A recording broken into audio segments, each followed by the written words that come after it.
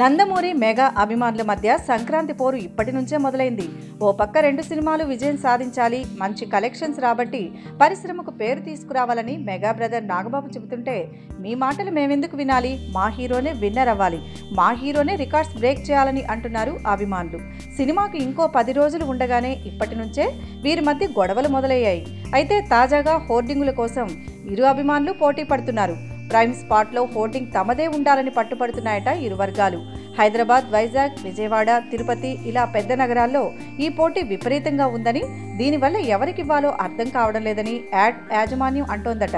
ఇక హైదరాబాద్లోని బాలకృష్ణ ఇంటి సమీపంలో ఉన్న చిన్న చిన్న హోర్డింగ్స్ విషయంలో కూడా మెగా అభిమానులు తగ్గడం లేదట. ఇప్పటికే ఆ ఏరియా అంతా ఖైదీ కోసం బుక్ చేశారట.